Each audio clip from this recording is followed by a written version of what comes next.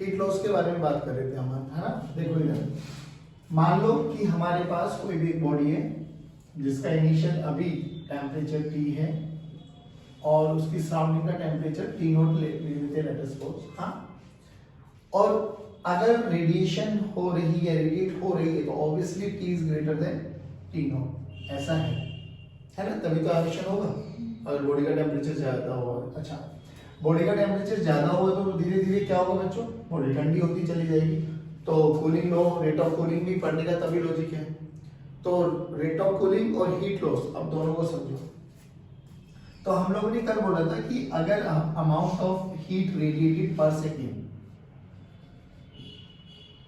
और हम amount of heat absorb पर सेकेंड, हम लोगों ने ये निकाला था, है ना। कुछ पैरामीटर्स पे डिपेंडेंट थी, जैसे एरिया हो गया, एमिसिविटी हो गई, एब्जॉर्प्टिव पावर हो गई, टेम्परेचर हो गया, इन सब चीजों पे डिपेंडेंट थी। और फिर डायरेक्टली प्रोपोर्शन के साइन को हटा के वी राइट अ कांस्टेंट, जिसको हम लोगों ने सिग्मा बोला था। तो सिग्मा रेडिएट कर रहा है तो एमिसिविटी आएगी E A T की पावर 4, एब्जॉर्ब कर रहा है तो सिग्मा A T नॉट की power 4। T not basically surrounding का टेम्परेचर, T बोले तो बॉडी का टेम्परेचर जिसमें इसमें पड़े। तो हमने हीट लॉस निकाला था बच्चों, तो dQ/dt कितना है बच्चों, जल्दी बोलो। A और E सेम है ना, न्यूमेरिकली हम लोगों ने प्रूव कर दिया था कि A और E सेम है। चलो, तो सिग्मा E A, जनरली आपको एमिसिविटी गिवन होती है तो हम समझ लेते हैं किसी भी बॉडी के लिए E और E बराबर ही रहेगा, तो उसको कॉमन ले लेते। सिग्मा E A T की पावर 4 माइनस T नॉट की power 4 and T not is your surrounding temperature, ध्यान रखना इसको, this is your surrounding temperature. चलिए, तो ये आपके पास हीट लॉस आया था, ठीक है ना बच्चों। चलो, अब हीट लॉस आया तो हम लोगों ने एक चीज और देखी थी कि ये टेम्परेचर लगातार कम होता जाएगा। कूलिंग के बारे में बात करें तो ये लगातार टेम्परेचर चेंज होता चला जाएगा। अगर चेंज होता चला जाएगा, इसमें कोई ज्यादा वेरिएशन आएगा नहीं, ज्यादा वेरिएशन आता नहीं, तो हम मान सकते हैं कांस्टेंट है। तो होता क्या बच्चों, देखो हमें यहां से बोला था कि dq this is equal to sigma E A T की पावर 4 माइनस T नॉट की power 4 into dt। This is heat as a function of time आ गया था। हाँ, अभी हमने क्या करना है, जो कि ये लगातार कम होता जा रहा है, मान लो इसका मास m है, स्पेसिफिक हीट ऐसे मान लेते हैं, लेट्स सपोज इस बॉडी का मास m और स्पेसिफिक हीट s है, तो हमने क्या देखा, हाँ, dq की वैल्यू को हम क्या लिख सकते हैं, माइनस m s dt। याद है ना आपको, ये क्यों लिखा था, क्योंकि हम लोगों को time temperature as a function of time निकालना था, और हमें पता है टेम्परेचर कम होता जा रहा है तो ms डेल्टा t के साथ हम जा सकते हैं। और माइनस साइन क्यों है, क्योंकि टेम्परेचर लगातार घट रहा है, तो दोनों को इक्वेट करो, minus ms dt this is equal to sigma E A T की पावर 4 माइनस T नॉट की पावर 4 इनटू dt। यहां से dt/dt का रेशियो निकालो बच्चों, this is nothing but sigma E A by ms T की power 4 minus T not की power 4। ना इसको हम लोगों ने नाम दिया था रेट ऑफ कूलिंग,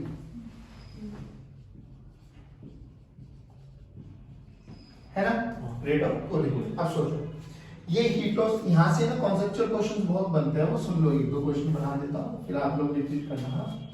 हमसे बोला गया एक स्फीयर है, एक सॉलिड स्फीयर है, एक होलो स्फीयर है, सेम मटेरियल का है, सेम रेडियस है। क्या बोला मैंने, सेम मटेरियल सेम रेडियस। एक सॉलिड स्फीयर है, एक सॉलिड स्फीयर है हमारे पास, मटेरियल सेम है बच्चों, एक होलो स्फीयर है,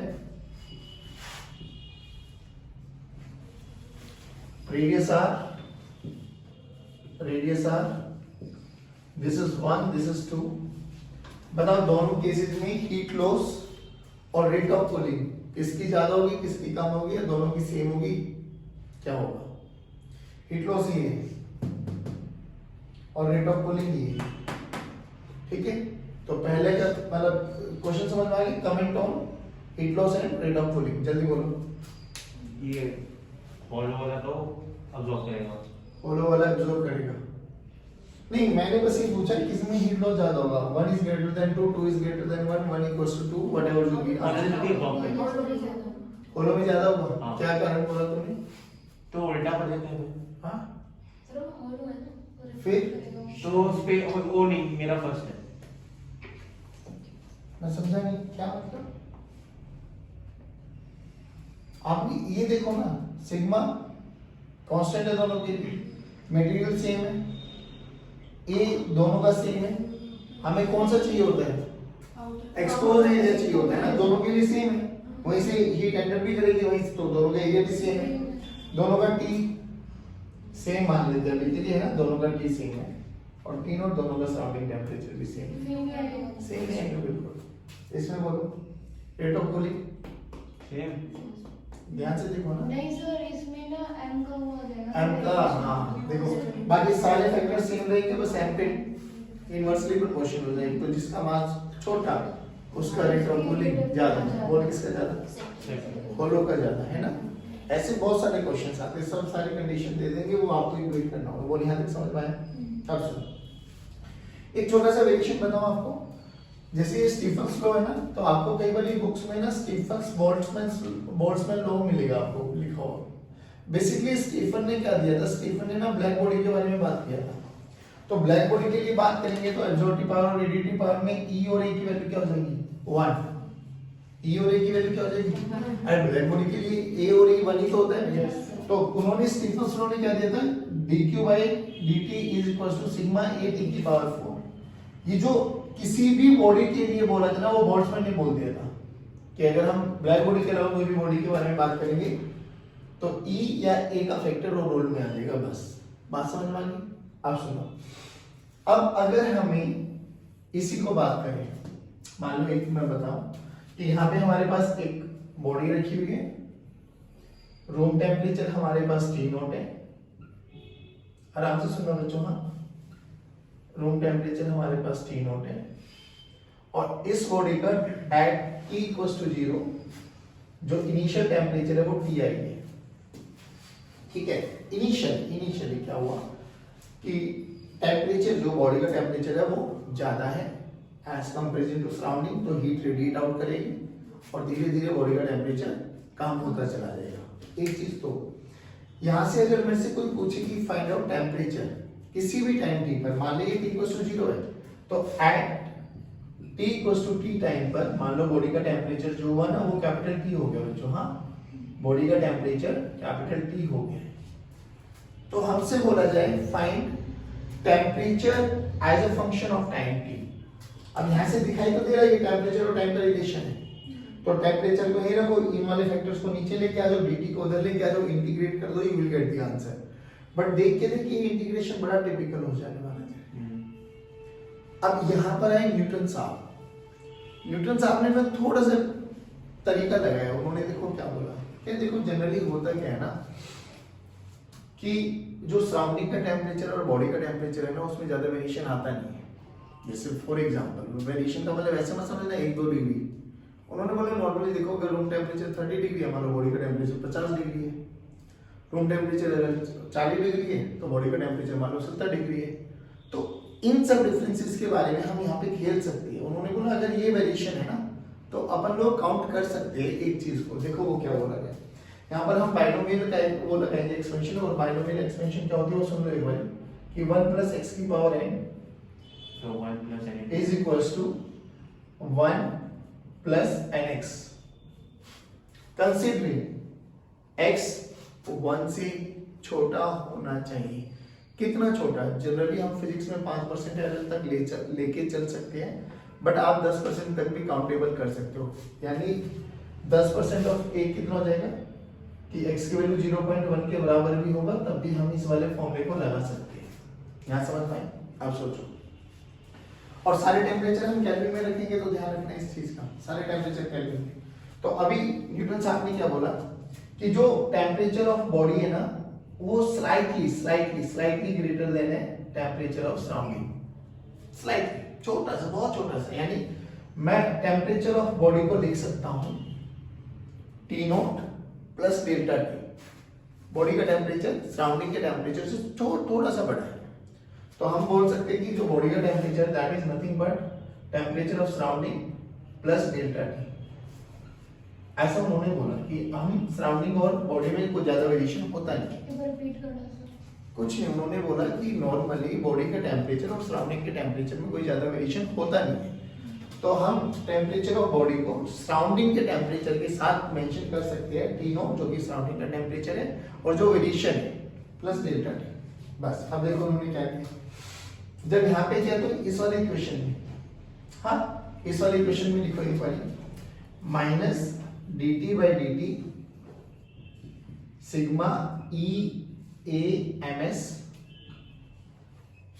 टी की पावर 4 है, टी की पावर को लिखो T not plus delta T की पावर 4, तो T not plus delta T की power 4 minus T not.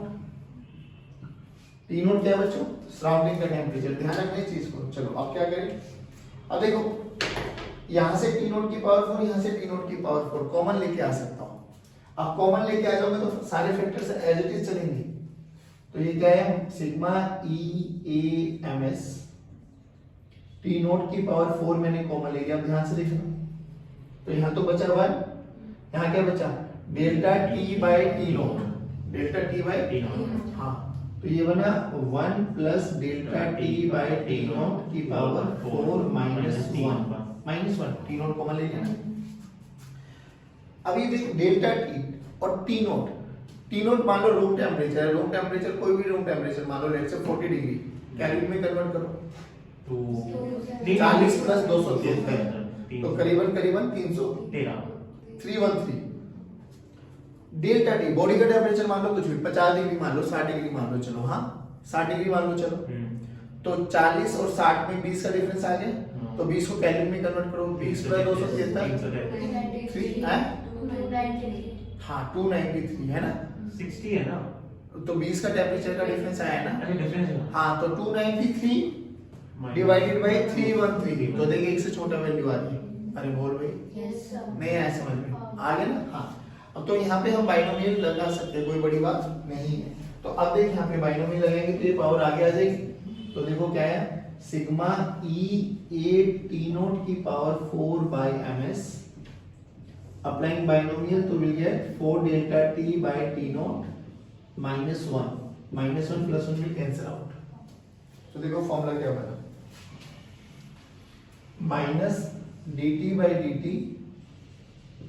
This is equals to, देखिए आ रहा है क्या उसमें, अभी है स्पेस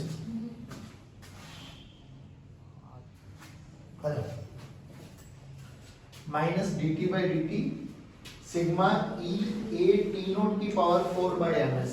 अब तुझे अगर बुरा ना लगे ध्यान से देख, T not will cancel out एक। अब किसी भी एक बॉडी के लिए अपन बोल के चलेगी सराउंडिंग के टेम्परेचर में कोई ज्यादा वेरिएशन आता नहीं है, तो sigma E A T naught M S क्या ये सारा का सारा कांस्टेंट हो गया? यस सर, पक्का? हाँ तो ध्यान से देखो, एक कांस्टेंट के या alpha whatever you feel like good, जो आपको मानना है वो मान सकते हो। और यहाँ पे क्या बचा बच्चों, 4 भी उसी में काउंट हो गया कांस्टेंट में, क्योंकि 4 एक कांस्टेंट नंबर है, तो बचा क्या डेल्टा टी, है ना। यानी न्यूटन साहब ने क्या बोला कि rate of cooling is directly proportional to change in temperature, directly proportional to. अब सोच dt by dt this is equals to minus k delta t, ये है हमारे पास। सर हाँ जी बोलो, यहाँ तक समझ में आया? कल ना आपने चीज बताई थी, हाँ बोलो। 40 से 50, 50 से 60, 60 से 70। हाँ वो भी बताएंगे, रुको ठीक है, यहाँ तक आ गया। आप सुनो, अब अगर मेरे से पूछा जाए कि find temperature as a function of time T, तो देखो न्यूटन इस वाले रिजल्ट से मैं कितनी इजीली निकाल सकता हूँ भाई। डेल्टा टी क्या हो जाएगा, जो बॉडी का टेम्परेचर है माइनस जो सराउंडिंग का टेम्परेचर, यही तो होगा ना। तो देखो मैं क्या लिख सकता हूँ, dt this is equals to minus k t minus t naught into dt लिख सकता हूँ बच्चों, पक्का? ध्यान से देख, टेम्परेचर है, टेम्परेचर वाले टर्म्स को नीचे ले आओ, बाकी सब टर्म्स को एक तरफ रहने दो। हाँ, तो will get dt by t minus t naught minus k into dt। क्यों ना इसको इंटीग्रेट कर दिया जाए। अब इंटीग्रेशन देख कहां से कहां करना है। जब हमने बात करी थी इनिशियली t इक्वल्स टू 0 पर, इनिशियली t इक्वल्स टू 0 पर बॉडी का टेम्परेचर है Ti, ठीक। t पर हमें t लेके जाना है, तो किसी भी टाइम t पर हमें बॉडी का टेम्परेचर चाहिए t। क्या मैं इसको इंटीग्रेट कर सकता हूं? ध्यान से देख, dt by t चेंजेबल है, बाकी t नॉट तो वेरिएबल है, कांस्टेंट है।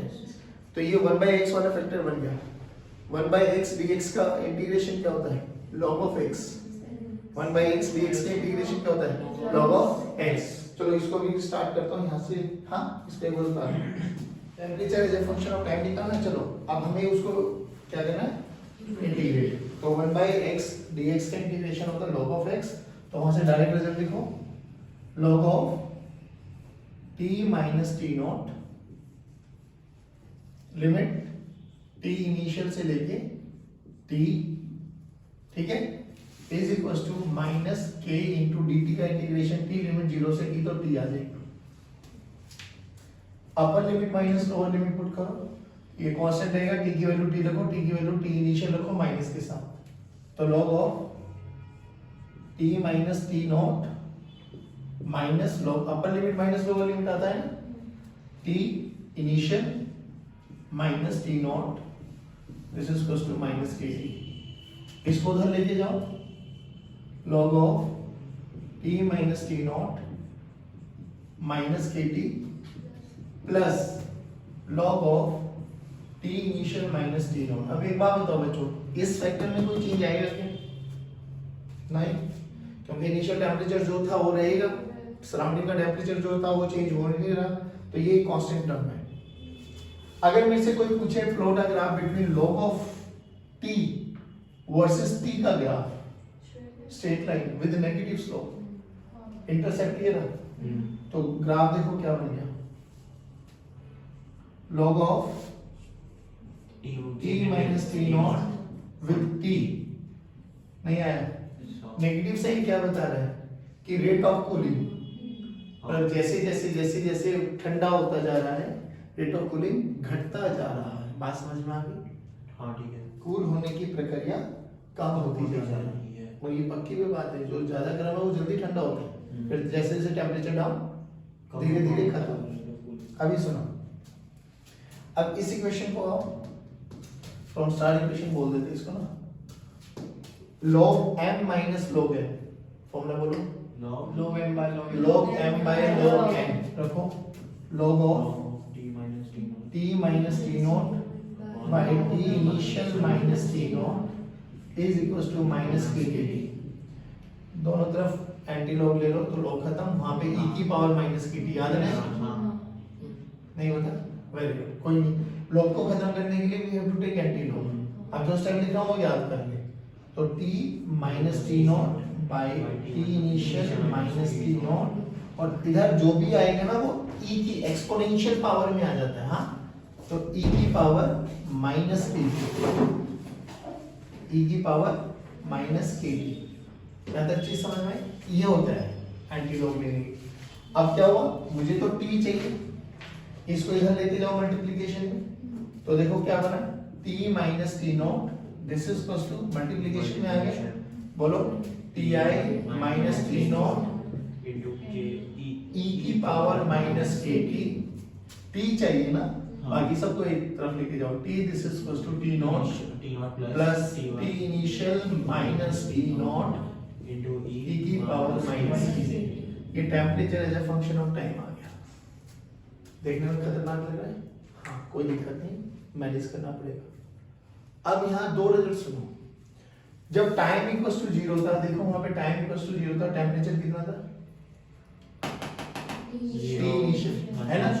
अब t की वैल्यू को 0 पुट करो, तो e की पावर 0, e की पावर 0 होता है 1। रखो यहाँ पे t not plus ti minus t not, t not cancel out, तो t इनिशियल ही आया, नहीं आया, आ गया। अब आफ्टर लॉन्ग टाइम, यानी जब t की वैल्यू इंफिनिटी हो जाएगी, e की वैल्यू इंफिनिटी, e की पावर इंफिनिटी होता है 0, तो 0 into समथिंग Zero. तो T की वैल्यू Zero. T नॉट, यानी वो धीरे धीरे सराउंडिंग के टेम्परेचर को ही अचीव कर लेता है। ये तो प्रोसेस बताया था स्टार्टिंग में कि पहले लूज करेगा फिर वो थर्मल इक्विलिब्रियम पे आ जाएगा। तो now if we wish to plot a graph between temperature as a function of time, तो इनिशियल t इक्वल्स टू 0 पे, t इक्वल्स टू 0 पे और आफ्टर अ लॉन्ग टाइम, तो t इक्वल्स टू 0 पे उसका इनिशियल टेम्परेचर कितना था Ti और फाइनल कितना हो गया T नॉट। हाँ तो ये Ti और ये फाइनल टेम्परेचर T नॉट, तो graph will be like this. ये एक्सपोनेंशियल के ग्राफ होते हैं। तो ये दोनों ग्राफ आ गए समझ में आपको कि कैसे ग्राफ बनाना। अब as far as your numerical is concern, तो आप लोगों को यहाँ पर एक अप्रोक्सीमेशन लेके चलना होता है। जो परसों आपने क्वेश्चन पूछा था 7 कि T1 से T2 आने में इतना समय लगता है, तो बताओ T2 से T3 में जाने में कितना टाइम लगेगा। उसके लिए हमें एक अप्रोक्सीमेशन लेना पड़ता है और वो न्यूटन लॉज ऑफ कूलिंग से आते हैं। यहाँ से देखो क्या कहता है, minus times of dt by dt this is equals to k एक कांस्टेंट है जिसकी वैल्यू हम लोगों के पास पूरी की पूरी वैल्यू लग गई थी। हाँ this is equals to k delta t है t माइनस t नॉट। ध्यान रखना बच्चों t माइनस t नॉट। बोला गया कि अगर हमारे पास एक टेम्परेचर है T1 से T2 गए, हम T1 से T2 गए इन t मिनट्स, हाँ तो T2 से T3 बताओ कितनी देर में जाएंगे। ऐसे बहुत सारे क्वेश्चंस आते हैं, ठीक। तो इन क्वेश्चंस को करने के लिए what you have to do, simple सी बात है। देखो अब एक अप्रोक्सीमेशन लगाना और वो मान के चलेंगे आप लोग। T1 से T2 गए तो चेंज, दिस इज चेंज, तो चेंज क्या होता है फाइनल माइनस इनिशियल। देखिए माइनस साइन है तो क्या हो जाएगा initial minus final, initial minus. तो इसको देखो क्या लिख सकते हो, T1 माइनस T2 बाय जो भी टाइम गया वो T, ठीक, इज इक्वल्स टू K जो भी कांस्टेंट है। अब जो भी ये temperature as a function of time है, ये एवरेज मानेंगे इसको। एवरेज, एवरेज क्या होता है T1 plus T2 by 2, T1 plus T2 by 2 minus T naught. ये बहुत स्टैंडर्ड रिजल्ट है बेटा, बहुत सारे जेई मेंस में और नीट में इसी से क्वेश्चंस आते हैं। बहुत सारे ये जो क्वेश्चन देखा है आप लोगों ने हर बार ही देखने को मिलेगा। अब बात ये आती है कि आपको क्या क्या डेटा गिवन होते हैं। T1 दे देगा, T2 दे देगा, कभी T दे, जैसे एक क्वेश्चन ही बना देते हैं ना, बोला गया कि 60 डिग्री से 40 डिग्री तक आने के लिए जो समय लगा वो 10 मिनट लगा। हाँ तो अगले 10 मिनट में वो कितने टेम्परेचर पे पहुंच जाएगा, that is what we have to calculate. अगले 10 मिनट में तो क्वेश्चन क्या बना कि एक तो ये डेटा दे दिया और नेक्स्ट 10 मिनट के बाद पूछा गया। अब हमें कुछ नहीं पता, हमें अच्छा इनिशियल टेम्परेचर सराउंडिंग का टेम्परेचर मान लेते हैं 10 डिग्री, ठीक है, ये गिवन होगा सराउंडिंग का टेम्परेचर आपको 10 degree. Now what to do, sir के की वैल्यू तो नहीं पता। हाँ तो नहीं पता तो मैनेज करना पड़ेगा। देखो अब क्या हुआ, बनाओ, चलो इक्वेशन बनाओ। पहली इक्वेशन तो डायरेक्ट बन जाएगी, 20 बाय 10 मिनट में रहने दो क्योंकि अगला भी मिनट में पूछा गया, will manage. This is equals to K T1 plus T2 100 by 2 50, 50 minus 10 40। तो ये तो बनी इक्वेशन नंबर 1। पहले ही बताइए समझ में आया नहीं आया। अब क्या करो, अब दूसरी इक्वेशन भी बनाओ। बोला गया कि अगले 10 मिनट में 40 से कितने डिग्री पे पहुंच जाएगा, वो 30 पे पहुंचेगा, 20 पे पहुंचेगा, 15 पे पहुंचेगा, that is what we have to calculate. Now what to do, 40 minus 30 मुझे नहीं पता, divided by 10, this is equals to K 40 plus T by 2 minus 10। ये इक्वेशन नंबर 7। हर क्वेश्चन में आपको ऐसे ही दो इक्वेशन बनानी पड़ेगी, दोनों को डिवाइड करो, के विल कैंसिल आउट। नहीं आया, चुपचाप फिर दोनों को क्रॉस मल्टीप्लाई कर देना, एक वेरिएबल है, एक इक्वेशन बनती हुई दिखाई देगी, you will get the answer. या सिंपल सी बात करो, के की वैल्यू यहां से निकालो, यहां रख दो, you will get the answer. नहीं आया समझ में, क्या ऐसे टाइप के क्वेश्चंस हो जाएंगे? पक्की बात। आप कैसे भी क्वेश्चंस बनते चले जाए, आपको ये फॉर्मेट याद रखना है, ठीक है। ये दोनों रिजल्ट्स याद रखने, ग्राफ, दोनों इक्वेशंस याद होनी चाहिए और न्यूटन्स लॉ ऑफ कूलिंग भी होना चाहिए कि rate of cooling is directly proportional to change in temperature. बोलो आया समझ में? प्लीज। एक होता है wheel displacement. wind displacement law. Basically ये ना it's a graph between radiation, मतलब intensity of radiation and lambda के वर्सेस का ग्राफ है, और ये कुछ ऑब्जर्वेशन की गई, जैसे कि हम पहले भी बता चुके थे कि 0 से 200 300 400 डिग्री तक, करीबन करीबन 600 डिग्री तक, और 600 डिग्री का मतलब करीबन करीबन 900 केल्विन। 900 केल्विन से जो रेडिएशंस निकलते हैं ना बच्चों, वो सारी इंफ्रारेड रीजन में निकलती जो हमें दिखाई। अब इन्होंने ना ऑब्जर्वेशन देखी ब्लैक बॉडी रेडिएशंस की और लैम्डा का, तो इन्होंने कुछ ऑब्जर्वेशन देखो क्या देखा वो मैं बता देता हूँ। मान लो ये इंटेंसिटी है, इंटेंसिटी क्या होती है, energy radiated per second per unit area, ठीक है, watt per metre square. Intensity versus lambda का इन्होंने ग्राफ बनाया, और जो ग्राफ है उन्होंने क्या ऑब्जर्व किया कि इनिशियली किसी भी एक गिवन टेम्परेचर पे ग्राफ कुछ ऐसा आया, T टेम्परेचर पे, हाँ।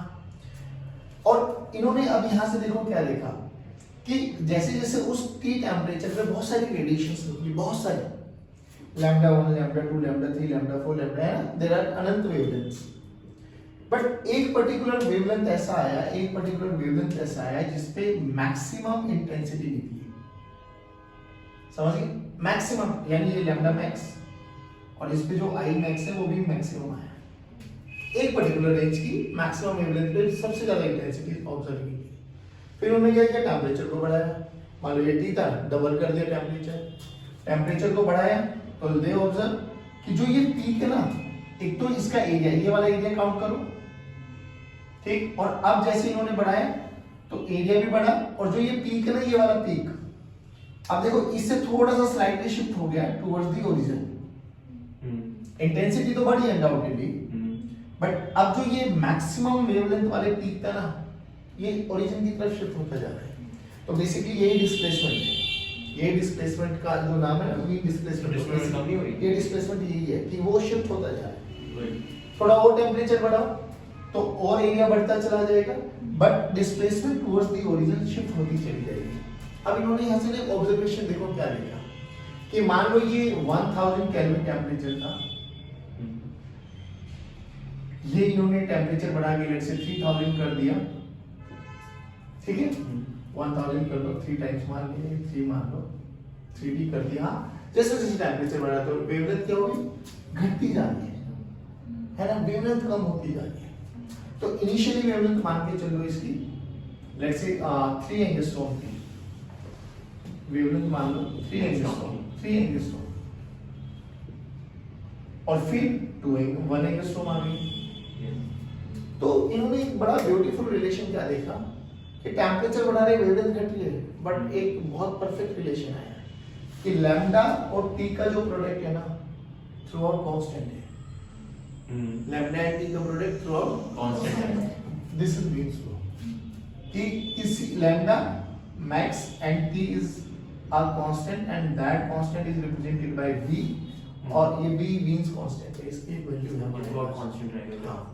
अगर ये कांस्टेंट है तो हम कह सकते हैं lambda m is inversely proportional to 1/t।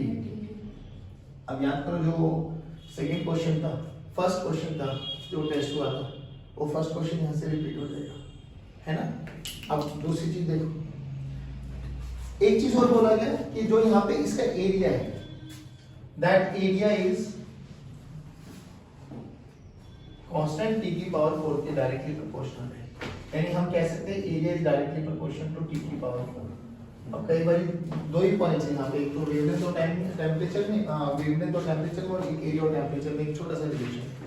कई बार ये ऐसा बोला जाता है कि इनिशियली टेम्परेचर t था, टेम्परेचर को डबल कर दिया तो वेवलेंथ और एरिया में क्या वेरिएशन आया, ठीक है, कर सकते हो बहुत प्यार से बोलो। टेम्परेचर t था तो लैम्डा था, लैम्डा m, टेम्परेचर डबल कर दिया तो वेवलेंथ कितना हो गया, लेट्स चेक इट आउट। तो वेवलेंथ का फॉर्मूला बटे इनिशियली लैम्डा एक कांस्टेंट बाय टेम्परेचर था, अब क्या हुआ, टेम्परेचर को हम लोगों ने डबल कर दिया, 2t कर दिया, तो लैम्डा डैश m क्या हो गया, b/2t, b/2t और b/t क्या है, लैम्डा m, तो लैम्डा डैश m कितना हो गया बाबा, लैम्डा m का हाफ शिफ्ट हो गया। दाने इतना समझ में आ गया। अब क्या किया जाए, कुछ नहीं, एरिया पूछा गया। तो इनिशियली एरिया कितना था बच्चों?